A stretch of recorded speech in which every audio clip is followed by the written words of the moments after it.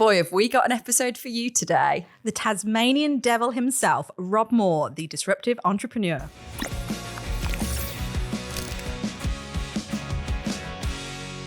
Hi, everybody. Today we've got Rob Moore joining us on the Let's Talk Dog Business podcast.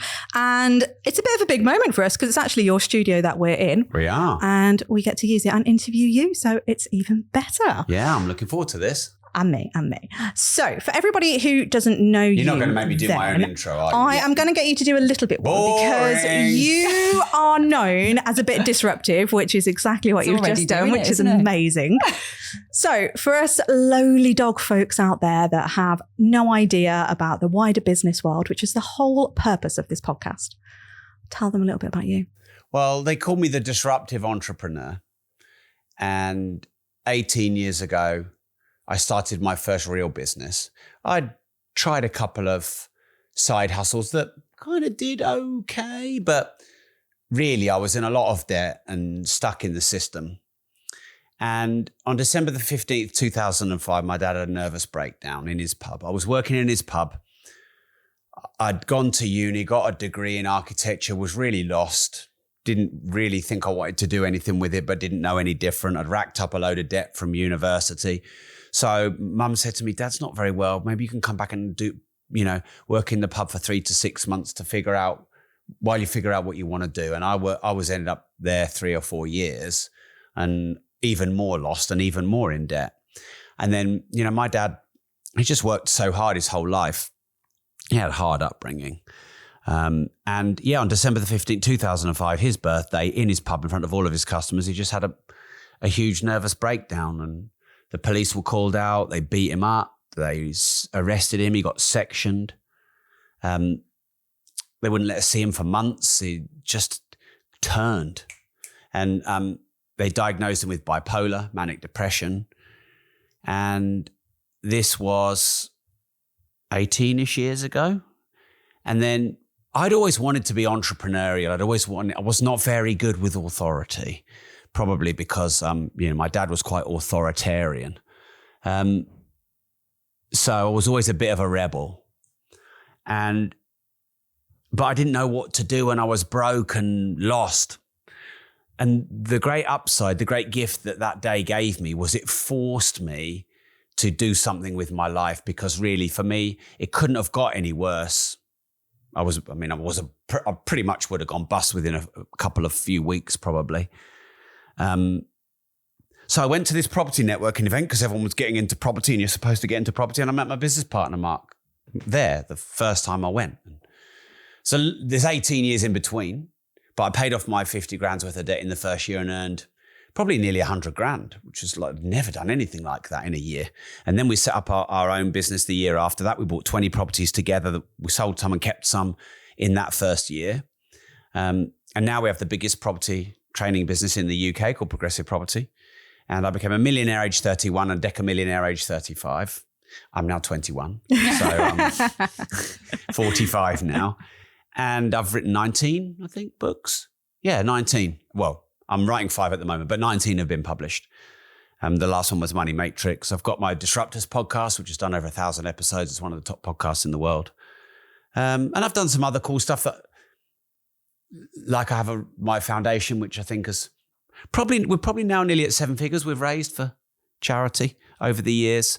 And I retired my mum and dad very young for me, when they had trouble retiring themselves. That was a proud moment for me. And now you're in my studio. We are in your studio. To the top of the CV. And that's the short version. Yeah. No, I love that. And you don't realise, do you, until you actually start speaking to people, just how much, I don't know, like adversity, if that's the right word, that everybody goes through before they even get into doing something that they absolutely love. And it's one thing that I really wanted to lean in on talking to you about today, because those words, lean in, they make me scared. Scared? This is going to be a double therapy session, isn't it? I can see the way you're both looking at me. I'm going to be crying in 10 minutes. Oh my God. Well, it'll just... I'll be on Steve Bartlett next week crying to him. Yeah. We do have a habit of making our clients cry. So you never know. You never know. But no, actually, even if you make some listeners cry, I think it is important because we say it time and time again, but the state of the dog professional industry at the moment, we feel is at like this turning point where it is just, we've had people describe it as just utter shambles. People are burning out left, right and center.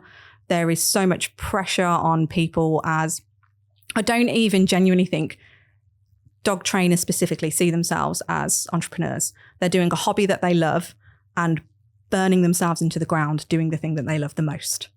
And it's, I don't know, it's really soul destroying to see, isn't it? Yeah. And you see it everywhere where, I don't know, like they can't find that one thing to hold on to and grasp on to go, right, if I just had that one thing, what's going to help me get out of the state that I'm in? So to go from where you were to where you are now, and I appreciate that there's not going to be one like pivotal moment, but I don't know, I imagine meeting Mark in that was one of those moments because it opened up that new business for you. But I don't know, like what, I suppose, could you share with the audience to say, we kind of hear where you're at now and move you on to the next stage? I'm going to read into what you said. So I'd probably give an answer that would be different to if I was on some hardcore, practical, tactical business show. So currently I don't have any children being blown up in Ukraine. Currently I don't have any children being human trafficked. Currently I have my arms and my legs and my critical faculties. I've still got quite a sharp brain for a 45-year-old. And that's the shit I remember if I'm struggling a bit. Because I think what we do is we take our problems out of context. Now, the reason I say this is because what you've said you think is happening in the dog industry, which you would know more than me, is happening in the fucking world. Like in the UK, lockdown changed everything. And our business, I just had a senior team meeting and I said to them all, this is the hardest it's been. 2020 and 2024 are the hardest it's been in business in 18 years. It is. And we're still doing well, but it's hard. And, you know, the proud male of me doesn't want to say that, but it's true and it's not marketing. So I don't think anyone in your industry is on their own. I don't think it's just your industry. I think it's the political landscape seems an absolute mess. I don't think people seem to care as much anymore. Politicians don't seem to care. And the world has changed. But if we were 20 years old, let's say, I'm married to you both because we're a bit more modern than normal, and it's the 1910s, then I'm fighting at war and you have to let me go and I probably die. And then you finally find another husband 5 or 10 years later and then he has to go and fight the Second World War. Like sometimes we really forget how easy we've got it because we don't have context. Now, by the way, let's be clear. This is not me saying that individuals or listening or watching do not have problems and those problems aren't real. But that's what I do to get through hard times, because you've actually caught me at a time where business is hard for me, but I also love the challenge. And I remember that I love what I do, and it's harder and more draining and more challenging and more things seem to go wrong. But my friend Mark Ormrod doesn't have his arms and legs because they got blown off while he was out serving. And there are people who are going through wars in other countries and their children get blown up. And that actually really helps me. It helps because what we do is we go, oh, my problem, my life. And we get inside it and we can make it bigger than it is because we haven't got wider context. I imagine if we all went to, you know, the war for a year in Europe, then we would come back very, very grateful. So that helps me transcend my challenges. So one of my mentors says to me, if you had anyone else's life or problems, you'd want yours back. And what he said was being grateful isn't just being happy when it's good, because anyone can do that. Being grateful is being grateful for your problems and your challenges as well as what's good. Because just being happy when it's good isn't gratitude, that's happiness. But the problem with being happy when it's good is it means you're unhappy when it's bad. I can honestly say this, I am very grateful for my problems. I had a fairly big fucking emergency kickoff this morning. I've had emergencies all weekend, and it feels like we've had emergencies since 2020. I don't want anyone else's emergencies. I want mine, because I have a really great life and I'm very lucky. So that would be my answer. I like it. I like it. You've got like a pondering face on. Yeah, but I'm just wondering, at what did one day you turn around and you just were able to look at it like that? Or... No, no, there wasn't a Old Spice, cue the music, da, da, da, da, epiphany. Because that kind of story of, December the 15th, 2005, Rob's had a nervous breakdown and he had an awakening. It was more progressive than that. I beat myself up for weeks, if not months. In fact, I still beat myself up now about all the things I should be doing and I'm not doing, even though I'm doing a lot. It was a progressive journey of investing in myself to learn personal development, to learn how to solve problems, to learn how to transcend challenges. It's a progressive, ongoing thing. And one of the things I learned from another mentor is new level, new devil. So what he means by that is you solve this problem, your reward is the next one. As soon as because what we do humanly, because it's natural, we go, if I could just get rid of that problem, life will be sweet. Life is never sweet. Because if life is sweet, you are comfortable. And if you are comfortable, you're not doing much. And if you're not doing much, you're not that useful to society. So you have to be disrupted by challenge to grow, because we're more useful to humanity when we grow. So your reward for solving a problem is that if you really got the lesson, you've transcended that problem. Here's the next one. So it's like levels in a computer game. I said this at my event and people sort of chuckled, but I said, did you ever play a computer game and get stuck at a level? And they're like, oh yeah, of course, we got stuck on a level forever. And I said, did you just throw the controller out the window, or did you keep fricking playing until you got through that level? And they're like, yeah, I lost a whole week of my life trying to complete this bloody level, trying it 1,000 times. All right, then as soon as you completed the level, do you know how to complete the level every single time now? And they're like, yeah. And I think that's an analogy for life, but most people just quit when they have one try. And the problem is, if you quit when you have one try at completing the level, you just start a new game, but you go back to level 1. You're better off staying in level 7 and trying to just get through to level 8 than to going, this is too hard. I'll go back and I'll do a new game, and they go back to level 1. Because everyone in your business, probably more than mine, did it because they love it. Yeah. So that's loving your business is a choice. And so if people are burning out in your industry, it's because they've forgotten to choose that they love it. Oh, I love that. And I couldn't agree with you more, because that they're going in and it's all for this reason of that. We love dogs. We want to help dogs. We want to do all this stuff for dogs. And we end up in this situation where, we're choosing not to love. We're choosing to love a part of it. And we're choosing to love the element that That's actually... not love. Well, and not sorry to jump in, No. but I'm not sorry. Go. And we're in my building, so if you have a problem, you'll have to walk out, not Charmed. me. Yeah, sorry, podcast cancelled. Off we go. Love is not picking your favorite parts. This was a brutal lesson from another one of my mentors. Love is accepting the whole. One thing I learned about love in a partnership relationship, with an intimate partner, love is when you love the parts you think you don't love, as well as loving the parts that you think you do. That's what love is.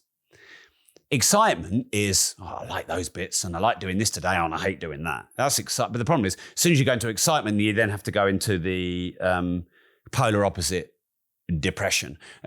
One of my mentors says that no emotion comes without a cost. So the more you're expecting a fantasy, the more you're going to go into a depression as a swing reaction. So love is all parts.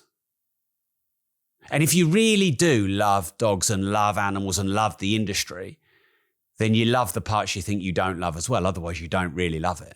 You just love the best parts. No one gets to be in a relationship. No one gets to have children and just love the best parts. Because fundamentally, a dad as well, but a mum loves everything about her children, not just the good parts. If we take life like that, we're not going to quit, because you don't quit on your kids. And you're always going to be able to, like, I had a shit day yesterday. It wasn't shit. It was progress, but it was painful progress. So what was shit about it was how I felt. But all through the day, I was like, tomorrow's another day. I'm excited for tomorrow, even though I'm not feeling good today. And you get tens of thousands of goes at another day. It's powerful, isn't it? And for me, like a lot of the things that we're seeing and that you feel yourself, it's just become like really trivial. It's like we're moaning and bitching about all of these things that we actually have the power to control how we feel about them, but we're choosing to stay in that negative mindset. Like there's so many limiting beliefs we hear people saying all the time and going like, oh, people aren't just going to pay for that. Of course they're not. Why? Like that's you devaluing yourself. That means you've got no confidence in yourself. Yeah, you chose that. Yeah. You chose to decide that people can't pay for your services, or you can't increase your prices because the economy isn't good. What was it Henry Ford said? If you think you can or you think you can't, you're right. Nothing, like I always tell people with prices, you think not putting your prices up stops good customers or customers leaving. But actually keeping your prices where they are stop good customers coming in. Because you're not going to sell me a £50 watch, but you could sell me a 50 grand watch because that's me. So you want better quality customers, increase your prices. If you have a good service, the only people you'll lose if you increase your prices are the people you actually want to lose anyway. Yeah, we say it all the time. Yeah, and interestingly, actually, so obviously you are quite a wealthy person. No, I'm not. I'm a very wealthy person. Very wealthy, all right. Speak ego. Fuck you money, they call it. You can beat me out if you want, but yeah.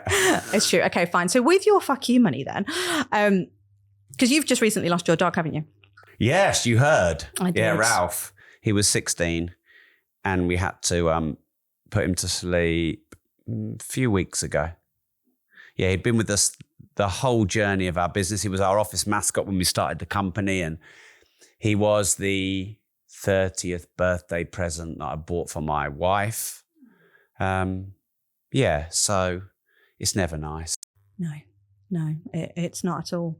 He was an annoying fucker though. So one of my mentors said there's upsides to everything. He also said to me, there's no loss in death, which I've still got to get my head around that part. But you know, when my dog got old, he got deaf and blind. He just hung around under my wife's feet all the time. She even said a couple of times, I wish he would just die. I said, be careful what you wish for. And his quality of life wasn't great the last couple of years, and he became a bit annoying. So it was lovely to have him, but the time was right for him. Yeah. Oh, no, it's horrible when they go, isn't it? Really horrible. But it is, but it was actually really peaceful because Gemma held him. He's a Westie. So, I mean, if it was a huge dog, that would have not been nice, I don't think. But she sort of held him, and they tried to put some of the, I guess, anaesthetic, I'll use that word, in, but they couldn't get it in. His vein had sort of shut out, but I think she got a bit in, so he got very sleepy. And that was quite good because he was all agitated before. So he was already very sleepy. And then when he passed away, you did nothing. You just didn't even notice. It was just done. Yeah. Like a bit bittersweet, isn't it, really? Yeah. I think that's, yeah. Yeah, my wife had said to me a few weeks ago, do you know what? I don't know if I've ever seen you cry. She did then. Yeah.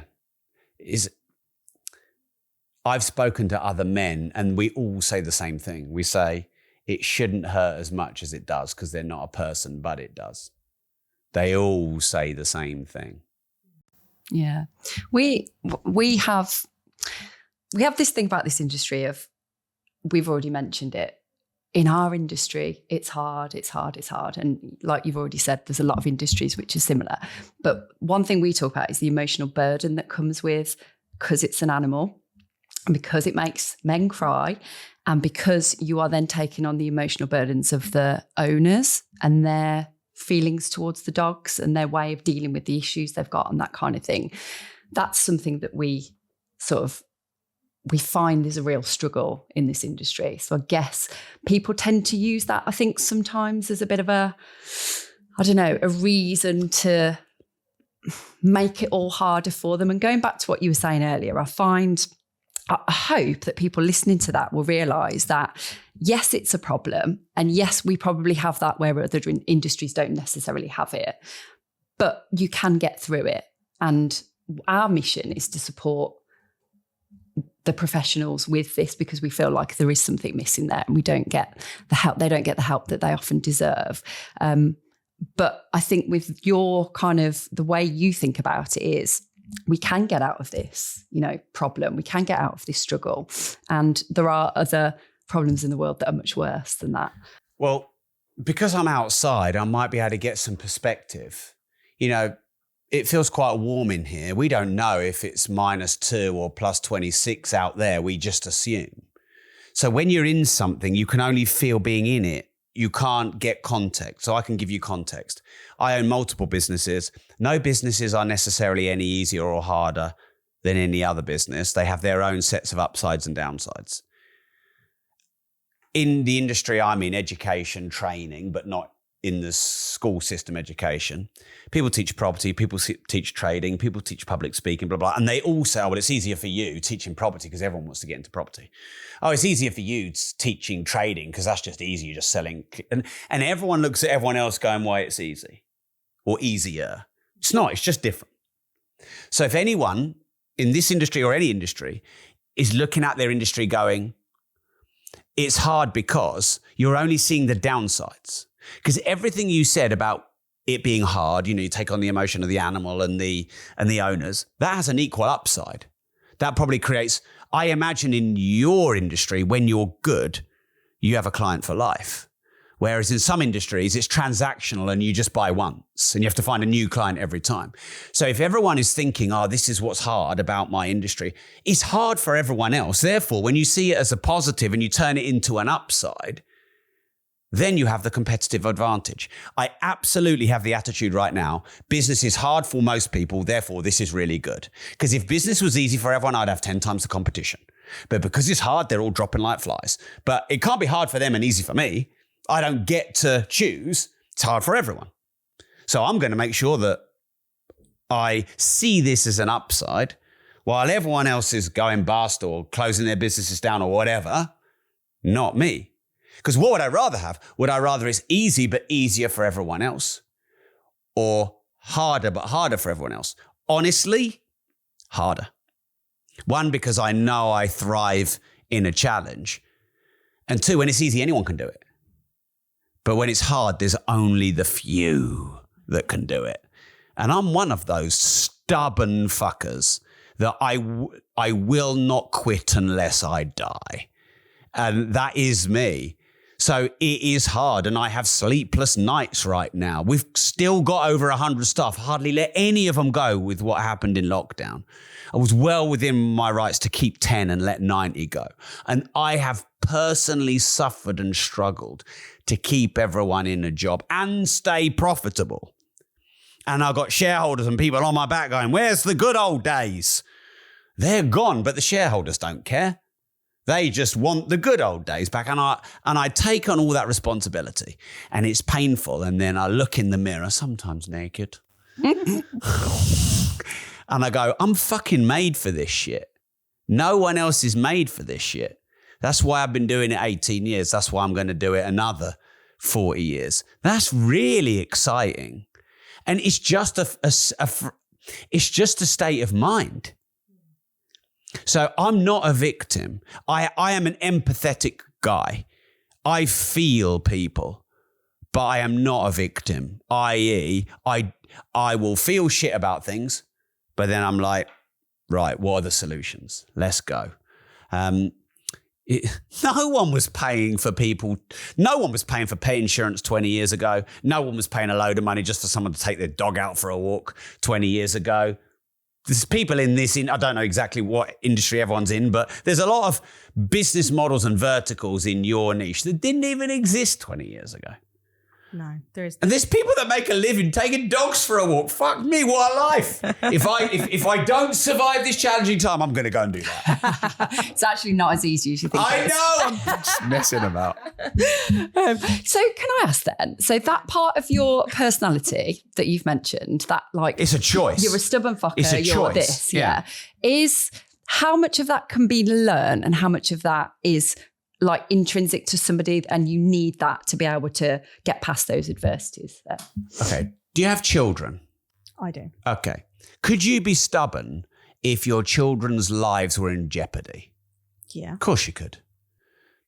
So people think they don't have the certain skills and traits and talents until it's really important to them, and then they do. So latent within every human being, I believe that every single emotion and every single potential character trait exists in us all. So, you know, when they say, oh, kids in this generation, they're so lazy. No, they're not. They're just not engaged because the teaching isn't good. I hated school, but I loved a certain teacher because he engaged me. So the reality is everyone has the ability to be stubborn, obstinate, confident, relentless, disruptive, persistent, resilient. I like to think of myself in these situations as a rhino, and the head goes down and I scratch my back legs and I just fucking run at it. And honestly, emotionally, I want to run away because, I've got my upbringing where I experienced certain pain and shame. And the analogy I use when I talk about this is I want to go into the fetal position. I just want to go like this, and I want bosoms to nuzzle in, and I just want someone to love me.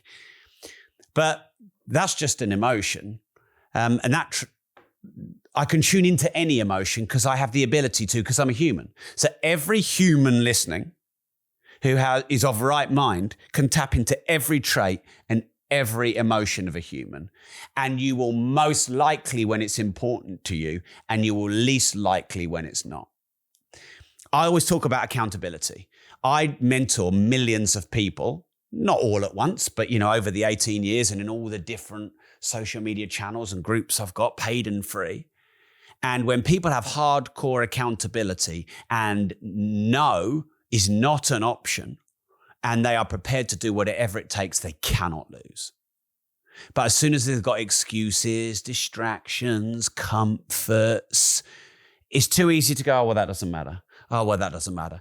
If anyone listening, their life and death depended on their business, it would be a success, it would be given. And the problem I can imagine at points you have, people get into it and it's a passion. And sometimes, therefore, it's hard to treat it like a business, because some business people need to tune into more passion because they're just a bit corporate and greedy. But then a lot of people start their business for a passion and it's a hobby.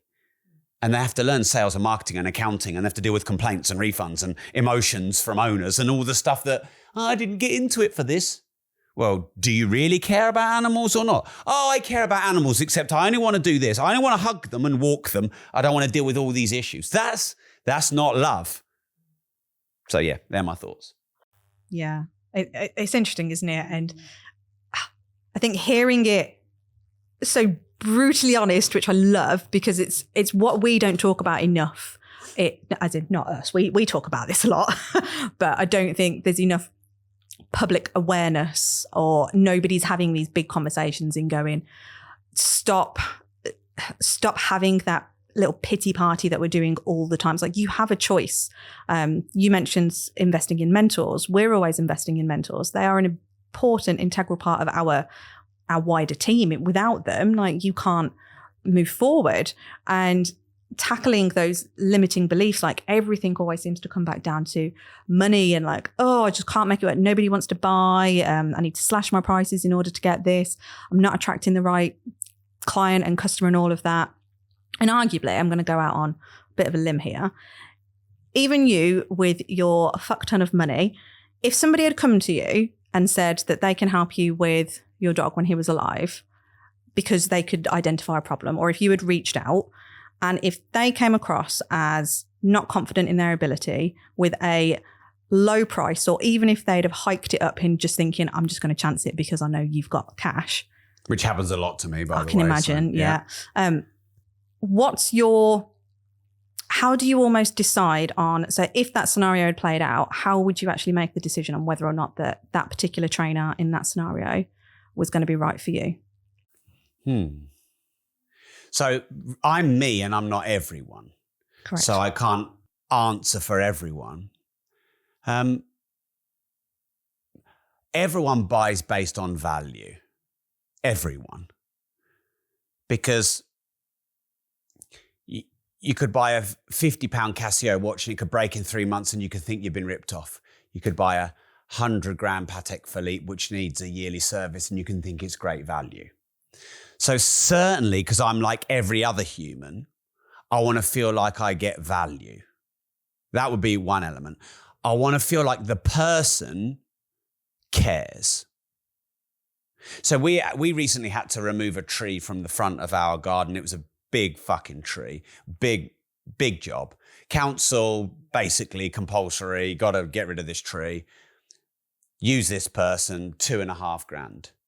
We went and did some research, £2,000. We found someone who did it for 800 quid. And my wife met him and went, he really cares. Because we almost went, 800 sounds too cheap. But we went with him. Yeah, he was cheaper and that helped. But we didn't feel like the council cared, but we felt like he cared. He did a brilliant job. And you know, there's that saying, people don't care what you know till they know that you care. And in an industry like yours, I would want to know that someone cares. And I also wouldn't want to feel like there's emotional, like in pet insurance, I feel like they're crowbarring my emotions. And that doesn't feel ethical to me. So I'd want to feel that I'm not getting my emotions levered. I'd want to feel that they care, and I'd want to feel that there's good value. But if all those are met, I'll pay the premium and I'll pay the top dollar. And when you say care about what? Care about my dog. Care to do a really good job. It's a hard one to almost like bring it to life, isn't it? And go like, how does that? Because I think you've done a good job. I think you've got out of me very clearly. Like I would be easy to sell to now. If people have the right skills. Well, all they have to do is watch and listen. I can give them a skill right now. Whenever you're selling anything in your industry or any industry, ask, what's most important to you in? Because then you'll get the highest values. You essentially ask me that in a different way. But if you ask someone, what's most important to you in your dog being looked after? Like if someone was trying to find some kennels while they were sending their dog away and someone first said, what's most important to you when you're away on holiday and you leave your dog, they're just going to tell you exactly how to sell to them. As long as you can deliver what they say. It's just, but people, one of my mentors said to me that love, even in sales, because sales is an expression of love. I mean, in your industry is probably one of the best examples of it. Sales is an expression of love. If I care enough about you to understand what you need and then package up what I've got to deliver what you need, that is not selling. That's not manipulation. That's caring. And caring is love. And if you sell your passion, which many people in this industry are, you could then argue that selling is a form of love. And I would definitely agree with that. When I take time to ask good questions and listen to people, they feel more connected to me and they're much more likely to spend more money. So remember, if you said limiting beliefs earlier, it's not hard. Like at the moment, I have got one thing after another breaking. But one thing I'll never say is, oh, that's hard. I'll say, it's another opportunity. I mean, it triggers me. I had a huge fire happen just before I was going into an operations meeting. The emotions have gone now, and I've already had 3 meetings about the problem, and I'm probably quite near to the solution. And it was a big fucking problem, like a £5 million problem. So what am I going to do? I can't, it's hard. Or like any human, go, fuck, because I did do that. Fuck. I mean, I just had my coffee as well. So I was already jacked. And then it was like a hit of caffeine and a hit of fuck. So I just spat on you. A hit of every emotion at the same time. The only thing I didn't get was horny, but every emotion, I was like, ah. And within 3 hours, we're 2/3 of the way to the solution. So it's not what happens to you, it's how you respond. And why am I good at this? Because I'm not better than anyone else at this. Well, I don't know. Here's what I know about me. 1, I care about my industry. 2, I care about my reputation. 3, I want to be successful and make money. 4, I know I'm doing what I'm supposed to be doing. But you'd be the same if something happened to your children. You'd have exactly the same attitude. If something was kicking off at school, you'd clear your diary and you'd get down to the fucking school straight away and you sort it out. And everything else would become an unpriority. We all have that. Here's the sad thing. We've all got the ability, but we live this numb life where we don't tune into all this amazing resourcefulness. Because honestly, probably in your industry as well, it's probably a bit too much of a hobby, or it's not quite painful enough, or it's, like I'm at the stage right now where shit is uncomfortable and I'm coming up with some great ideas. And I probably wouldn't if I was comfortable.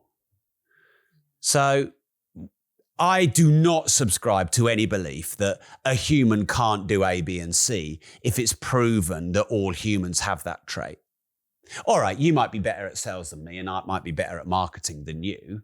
We're going to have skills that we're better at, but they're learnable if we care. Like anyone who tells me I can't sell, well, you could as a kid, because kids are the best salespeople ever.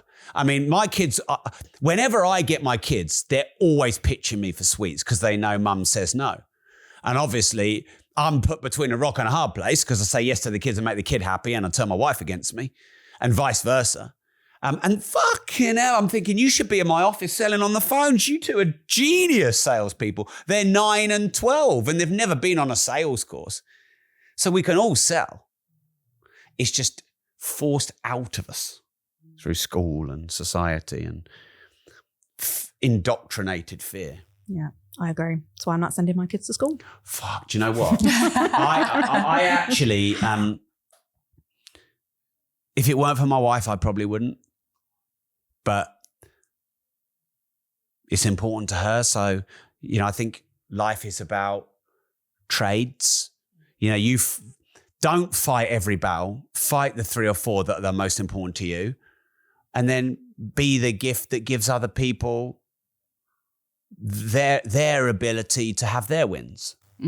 Yeah. So I admire you greatly for not sending your kids to school, but it's going to heap on you a whole load of other challenges and responsibilities.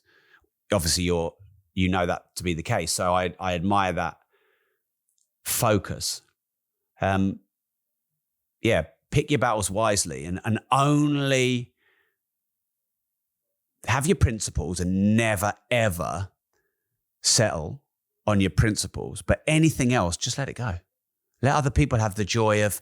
I remember seeing Keanu Reeves and he says, if someone says 2 + 2 is 5, they are right. Because I don't have the desire or energy to argue with someone at my stage in life. And I take that same attitude. I know that there's interactions I have with other humans and they're wrong and they're acting like a child and it's not productive. But is it a principle of mine? No. Can I be the better person and just let them have that? Yeah. Because life's so much fucking... We're going to have our own battles anyway. So let all the others go. I know that's easy to say, of course, but it served me quite well. Actually, this is leading on to something I really want to talk to you about, which I really admire you for the way that you just say whatever you think, but you obviously do it in that way that you've just described. So your principles are there and you will stick to them. And when we're talking to our clients about becoming visible, say, getting out on social media, doing lives or, videos of themselves, we always tell people to put a bit of themselves in it so that people get to know them, like them, trust them, all of that. So with you, it's something I really like about you is that you will, I'm quite principled in some ways, but I must have picked a few scabs on you in the past. With some of the things I've said. You very much have. Yeah. And but isn't it nice that we can still be here and still be friends and not fall out? So just chuck one thing in here quickly, so don't lose your train of thought. Yeah. Someone said something to me I thought was so wise, and I completely agree with it. I think wisdom is being able to disagree and still be friends. Yeah. I can learn a lot from you. You can probably learn a bit from me. So if I can control my emotions when you say something I don't agree with and actually think, ooh, you might be right about that, even though that hurt, that's wisdom. Why do we all have to hate everyone who disagrees with us? Surely that's what children do. Yeah. Well, this is another thing in our industry. It's People really struggle with somebody with a different opinion and they have to voice it behind a keyboard and, you get all of that stuff. But sorry to interrupt. No. What I wanted to say, though, is that you are quite the extreme, maybe, in some people's opinions. Maybe. In some people's opinions, you might be. You're a bit Marmite. People love you or they're not so keen.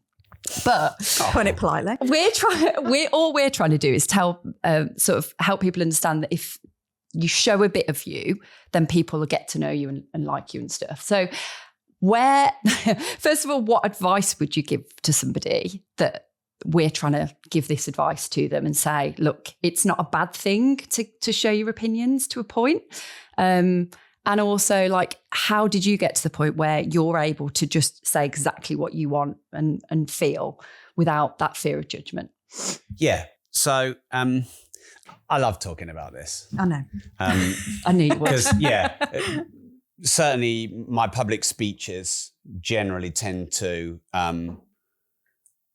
greatly upset a few, but certainly, at the very least, everyone's rolling around laughing for most of the time, even if they don't like me. And it did take some shedding layers of fear over time to be able to lean into my own skin. So when I stand on a stage, my goal is 1, to be remembered, 2, to educate / inspire, and 3, to lift up the energy. Because to me, there's nothing worse than going to a seminar or an event and it's a death by 1,000 cuts. And someone can be very informative and wise, but no energy, and the information doesn't land.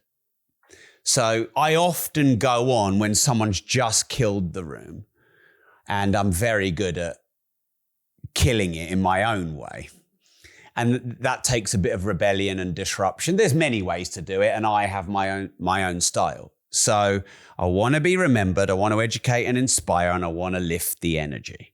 Because no one's going to do anything with low energy.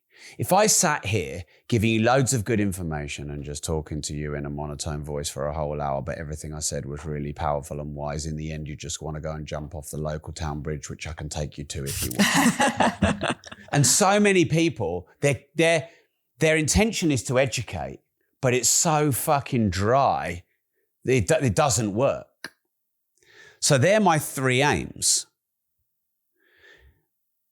And then I suppose there's that cheeky, disruptive part of me behind the scenes, which says, I'm just going to take a few risks here and I'm just going to say a couple of things I probably shouldn't, and fuck it, let's have a little go. Because that's what I was like at school, thinking about pinging elastic bands at girls. Shouldn't have done that, but fucking did it. Shouldn't put pins on the seat so that when the girls sit on the seats, they screech, but I really enjoyed one that. of them. I'm one of those little fuckers. So I'm actually honouring who I am, but I shed the layers of fear and judgment and ridicule. Because if you go to if you go to an event like Expert Empires, for example, or those kind of events, there will be speakers you'll forget. but you won't forget me. But you might not like me. This is true. But those, I know it's true. You know, like, thank you for the appreciation, but I just know this to be true. And yeah. So do I want to be the person that no one remembers? Because think about it. It's naive and maybe even arrogant to think that everyone can love you and no one will hate you. That's actually, it's naive at best and arrogant at worst. And if you look at the world right now, if you're a die-hard fan of X, you're probably a die-hard hater of Y, because we're quite polarized. So if you're vanilla, no one will remember you. If you bring your personality, because I don't believe in personal brands, I believe in personality brands. You're here calling me Marmite. Well, people remember Marmite. So isn't it best to be in the discussion? Because by the way, my haters are my best marketers. Because the thing is, if you like me, you'll like me anyway. And if someone goes, oh, Rob, wow, wow, wow, wow, wow, you'll go, yeah, well, yeah, you're right about that now. But you probably won't change your opinion. And if you see me yourself, you make your own opinion, because people aren't that stupid. The odd person is. But if someone's going to get their opinion changed about me just from what someone else says, they're not a person for me anyway. So I know it's much better for my business for me to inject my personality into my brand, into my lives, into my live events, into these podcasts. And people are always saying, well, Rob, you know, you take risks, you're disruptive, you know, all the words you use. I just don't see it that way. I just feel like we're here having a good conversation. I'm having fun. I'm lifting the energy. So I don't even see it as a thing, but I do have those three intentions. Very important, the intentions. How do you find those intentions and everything that you've done to date has affected your relationship with your wife and your kids? So, despite being very clear in my mission, I beat myself up all the time. And I now know it's necessary for success. Because if I wasn't able to self-analyze, I would be on a car crash somewhere, especially a personality like mine, who takes some risks. So when you asked me that question, I didn't really understand it, but where I started going was, maybe I haven't been as present enough with the kids, and maybe I've been too obsessed about work for my wife, and it went to that place, as opposed to how I've been a great example to my kids, as opposed to have given my wife a great life, which are also true. But the journey, the relationship anyone has with me is not a straight, long road in the Nevada desert doing the speed limit. It's the fucking roller coaster once you get to Las Vegas. That is what it is. That is me. That is me in my heart. That is me in my mind. I'm a passionate guy. I love hard. I depress hard. That is what I am. You know, I'm bullish and confident, and then inside I'm slapping myself silly. That is me.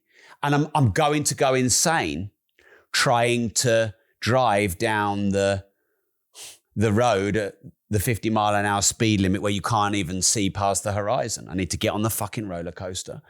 And if you're with me, jump in, because you're going to have a fucking amazing, exciting journey. But you know, you're going to leave your stomach up there at times. That is me. And that is the best parts of me. It's also the greatest failings of me. But the best part of everyone, you know, if someone who's careful and considered and analytical and practical, that can be so good when you're planning your pension over the next 30 years or you're managing your finances. But put someone like that in the marketing department, you know, or a head of brand or the head of designing a fashion business, that person dies. So it's the hardest thing to say, but you said the word lean in. Lean into being yourself and don't be fucking scared to show people who you really are. But that's probably the hardest thing in life, isn't it? I was having a conversation with someone she's dating someone at the moment, and she keeps holding herself back from falling in love with him. And I'm like, what are you doing? Because, oh, well, I'm scared I might get hurt. Well, you might or you might not, but surely you've got the best chance if you just love hard. Surely. Like, you're never going to taste what love really is if you don't go all in. And what does protecting yourself do? So I suppose that'll be how I would live life. I'm not telling people to do that. And you use the word advice. I'm not giving any advice on your show, just telling you how I'm living my life. But if you had a lethal injection for me and you had to administer it, I could honestly say I fucking love my life. Like, I've had a great life, even if it was the end. And that's a pretty cool thing to be able to say. That is a really cool thing. There aren't many people that could say that, I don't think. No. And it's I wanted to go there because we all do it, don't we? Like, living in the entrepreneur world that we do, we go all in on trying to make the business work. And it's almost like you set that goal. And I think you mentioned earlier, like, you set that goal, you achieve it, then there's another fucking problem, then you do this, and it just keeps going. But the bigger the business problems get, the bigger the problems get. The bigger the whole problems get. If you want a guarantee, there's one. And but it impacts everything, doesn't it? And I think I don't know if it's fair to say, but like, certainly we've had that journey where you have those moments with your partners, your husbands, your wives, whatever it is, being that business owner, it does fuck up that dynamic a little bit because you are in the headset of, I need to do work. And then you're on that journey of personal growth and self-development, and you're going all in. And sometimes some people get left behind. Yeah. So my wife, very early on, because like, dating with me is intense because you get an absolute grilling for about 3 months. I want to know everything. And I'm pretty good at getting the information out of people. So, and that's from my childhood fears. I'm fully aware of where it comes from. And, you know, one of the things my wife said to me really early, she said, one of my most attractive qualities was my ambition. That's what she said. So, you know, the late nights alone, or, you know, the up and down journey of being an entrepreneur are the downsides to her loving my ambition. So we are a different breed as an entrepreneur than the person who's happy to live life. Generally, people who you go to work and do it for 40 years and get a pension. By the way, I don't look down on that at all. That's just, you know, I employ lots of those people and they're very useful. But they live within a bandwidth frequency range that's that. Entrepreneurs live in a bandwidth frequency range that's that. Some people want that. Some people don't. So, you know, love is accepting all sides. But here's what a lot of entrepreneurs do, and I need to challenge them on this.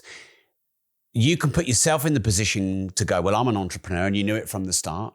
So, you know, you've just got to accept that I am ABC. That's not how a relationship works. What about what they need? Are you prepared to love them, all their downsides as well? Because too many people are like, well, they won't support me on my journey. So, and that's not love. But they've got to want you to win. And a lot of people get triggered when you become successful, or you're trying to become successful, because what it does is it picks their own wounds of where maybe they tried to or wanted to be and they sold out that dream. And you have to be careful that that's not your life partner.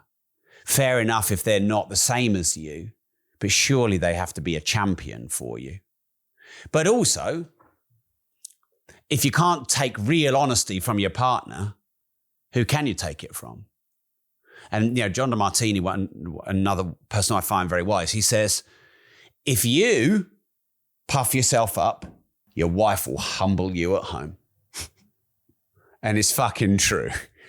But if it's really hard out in the world and you're doing your best, you come home and your wife will puff you up and lift you up.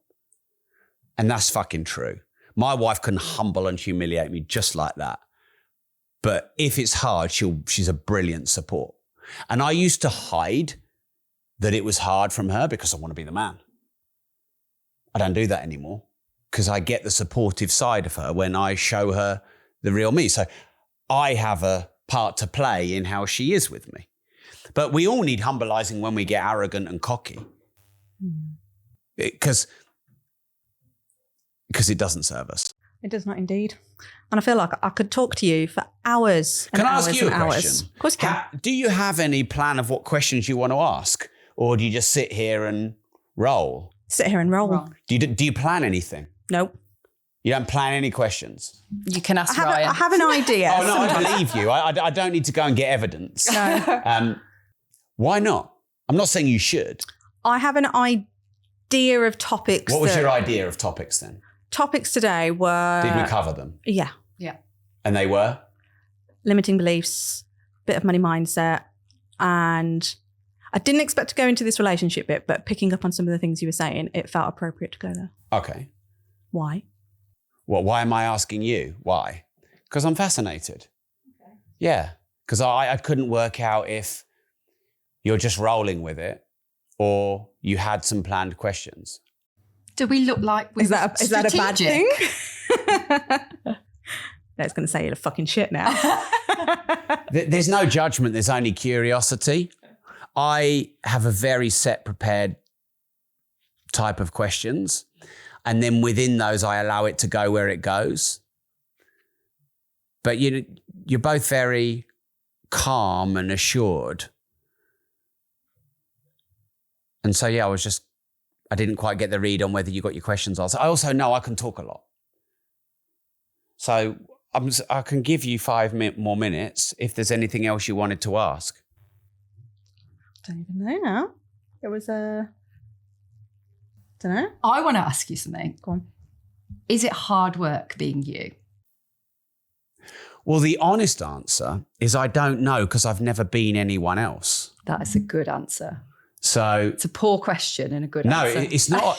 It's actually not a poor question because I try and practice being as objective as I can because I have the belief that if I'm objective, I'm going to make better decisions. Not always, because sometimes you're emotional and you make a good decision, but sometimes you're emotional and you make a bad decision. And I believe, like, if I know how the universe works objectively, then I can saddle it up and ride it. Whereas if I'm fighting against the universe, I'm always going to lose, aren't I? Because the laws of nature are far more powerful than the laws of Rob. So I always try and look at what's an object. So the objective answer is I don't know how hard it is to be anyone else, so I can't compare. At times, I feel like I've not chosen the easy path, but I know me, and if I'd chosen the easy path, I'd fucking hate it. So put me on the easy path, the pain would just be later. And so I know I had to choose this life. And I know I'm living the life I'm meant to live. And if I think about people who've lost their children in wars, or people who've been human trafficked, or people who are in the developing world and have to walk 10 miles for water, it must be so much harder being them, I would think. Although maybe they'd be better at gratitude than me because they would probably appreciate the finer things in life. I don't know. It'd be really fascinating. I would love to be my wife for a day. I would love to. I mean, I probably wouldn't love to because all the things she really thought about me, I'd find out. So actually, I'm pretty fit. I'm pretty healthy. I'm not bad looking. Fuck you, Rich. I've got high quality problems. So actually, I'd probably say on reflection, it's probably easier to be me than it is other people. I feel shame and pain viscerally all over my body at times, but I think every human feels that. I don't like that feeling, but no one gets away without not feeling shit. So I probably don't feel that much. Like the worst feeling for me is shame, but it's the most motivating emotion for me to crack on and get shit done. So I find that hard, but no, it's probably not that hard. I mean, I'm quite simple. I think a lot of us are really. We just overcomplicate ourselves all the time, don't we? Too many labels out there to live up to, leaning on, identify as something, and just own that persona around it. I see a lot at the moment of people going, I want to exit from the business, so I'm in it, but I don't want to be doing that delivery bit anymore, so I need to get out. And it's almost like that's all they can focus on. That's all they are doing. So their persona, they're owning that, oh, okay, I'm going to exit. And it's almost like we're trying to put a Band-Aid then on the business. When people say I want to exit and get out of the delivery, what that often means is I want to get out of the responsibility of doing the bits I don't like. Sorry, not how life works. You don't get to only do the bits you like in parenting. Now, can you delegate? Yes. Can you write systems? Yes. Can you use that as a motivator to build a sustainable and scalable business? Yes, you can. But you got to be realistic and practical. You don't get all the upside and none of the downside. And here's what will happen. If you go, oh, I don't want any of the delivery, the universe will cause a load of shit in your delivery systems. Anything you disown, it will keep forcing. Like, you know, when people say, for example, oh, I seem to have the same kind of problems with my relationships over and over and over. I attract the same kind of man. Yeah, people say that all the time. Yeah, because you didn't learn the fucking lesson. So the universe is giving you the gift of the same problem so that you'll finally learn the lesson, but you don't see it as a gift. So don't run away from your problems, run into them. Because the best way to get rid of the delivery is to get really fucking good at delivery. So people are sometimes a bit, oh, I just want a passion business. I just want to be able to do this and this. Just want to be able to take the dogs out for a walk and, you know, a bit of a little laugh. Just like that in that voice. Yeah. And like, no, that's not, you know, the universe will keep giving you the parts you've disowned. That being said, you can hire people and outsource and delegate for the areas where you're not inspired so you can spend more time on the things that you're inspired by. But you've got to be inspired by your challenges as well as the bits that are easy. Yeah. I like it. I think we've lent into that a lot, haven't we? Yeah. It's like, no, we're in it. Let's run towards it. And look where we are now. Yeah. Look where you are now. In this epic studio, kicking ass. Yeah. Right. Secretly, I want to know, right? Because you all talk and you all know. I want to know the main good thing they say about Rob and then the main bad thing they say about Rob. Who's they? They, you know, those people at the events who talk after my gigs and those people who are in all the circles and all talk, you know, the people who talk about Rob's Marmite. I want to know. Lay it out. And be honest. And the thing is, you guys are nice, but sometimes being nice is being honest, not just being nice. Oh, no, I can be honest. I'm trying to think last time I saw you speak, it was November. Oh, wasn't it? I forgot that one. Summit. That's how we ended up and here. we signed up to this. There you go. For you, though, what was I can't even remember what we was hearing because we love you. Like, you're totally up my street. I love it. The one thing that really cracked me up, my husband Darren, who came to one of the progressive events, was like, I feel like I'm a bit like Rob Moore. I literally spat my water out his face going, you're fucking like Rob Moore, mate. Don't know where you got that from. What do they say? So did you just say I'm Marmite just because that's a reputational thing, but not really? It is a reputational thing. You do see it on social media, but I'm just like, I suppose I didn't really think about it at the recent one. I noticed it more at the Expert Empires one because I think their track to very, like the Money Make was your thing, whereas Expert Empires isn't your thing. You were guesting. Different tribe. I think I've seen you speak there twice and both times got a different... Were you there when Denise Duffield-Thomas was there? Can't remember. If it was that one, that was a weird event and the murmurs around was because she attracted her audience, which didn't like Nick's audience, and that was a whole big thing. Yeah. And a lot of those, if you were at that one, which I think it was, there was a lot of people not liking you at that one for being brash and outspoken. But then at the other one where it was more Nick's audience, let's say, loved it. Well, thank you. And that is surely the best advert to everyone watching and listening to just fucking be yourself. Because you can't control who comes in the audience, can you? And sometimes the audience will love you and sometimes they won't. All right, cool. I've got a meeting in 2 minutes. You need to go. Thanks for having me on your show. Thank you for coming on it. Always a pleasure, never a chore.